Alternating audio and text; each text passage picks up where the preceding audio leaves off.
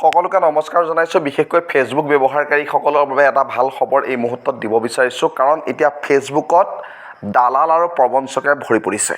আপুনি ঠিকেই শুনিছে, এতিয়া ফেচবুকত একাংশ দালাল প্ৰবঞ্চকে ভৰি পৰিছে। যেনেদৰে ফেচবুকত ভাল মানুহ আছে, ঠিক তেনেদৰে এচাম দালাল আৰু প্ৰবঞ্চকে নিতৌ আপোনাক মোক টাৰ্গেট কৰিবলৈ বিচাৰি ফুৰিছে। স্ক্ৰীণত দেখিছে, স্ক্ৰীণত কিছুমান মই স্ক্ৰীণশ্বট দেখাইছোঁ। স্ক্ৰীণশ্বটবোৰ দেখিছে, কোনোবা বেংকত চাকৰি ওলাইছে, কোনোবা মেডিকেলত চাকৰি ওলাইছে, এনেদৰে কিছুমান ভুৱা বিজ্ঞাপন দিয়ে আৰু তলত স্ক্ৰীণত দেখিছে যিখিনি নাম্বাৰ আমি দি দিছোঁ, এনেকৈ কিছুমান নাম্বাৰ দিয়ে। সেই নাম্বাৰটোত ফোন কৰিব লাগে আৰু ফোন কৰাৰ লগে লগে কোনোবা যুৱতী এগৰাকীয়ে ধৰিব আৰু তেখেতে ক'ব যে আপোনাৰ দাদা যিখিনি ডকুমেণ্টছ আছে সেইখিনি আপুনি পান কাৰ্ডে সৈতে আমাক হোৱাটছআপ কৰি দিয়ক। ঠিক আছে, আপুনি হোৱাটছআপ কৰি দি দিব। তাৰপিছত তেওঁলোকে ক'ব যে আপোনাৰ এই কামখিনি ৰেজিষ্ট্ৰেশ্যনৰ বাবে 1000 টকা দিব লাগিব। এনেকৈ তেওঁলোকে দিনটোত কমেও 10-15জন যদি মানুহ পাই যায় 1000কৈ, 10-15,000 টকা পাই দি গ'ল।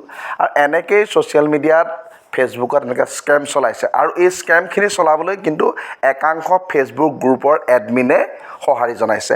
এডমিনসকলো জড়িত আছে নেকি মোৰ সন্দেহ হয়। চাবচোন, এই যিকোনো গ্ৰুপবিলাকত মই স্ক্ৰীণত যিখিনি গ্ৰুপ দেখাইছোঁ, এই গ্ৰুপবিলাকত আপুনি প্ৰায় লক্ষ্য কৰিব এনেধৰণৰ বিজ্ঞাপন, ভুৱা বিজ্ঞাপন চলাই থাকে এটা দুষ্ট চক্ৰই। আৰু এই চক্ৰটোৱে এনেকৈ সহজ সৰল নিবনুৱা যুৱক যুৱতীসকলক টাৰ্গেট হিচাপে বাছি লোৱা দেখা পোৱা গৈছে।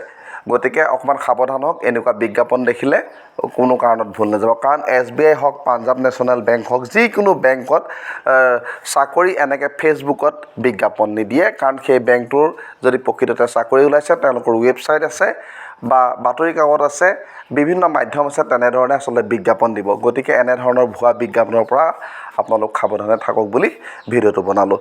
ভিডিঅ'টো কেনে লাগিলে জনাবলৈ নাপাহৰিব। এনেধৰণৰ ভিডিঅ' পাই থাকিবলৈ আমাৰ চেনেলটো ছাবস্ক্ৰাইব কৰিবলৈ নাপাহৰিব।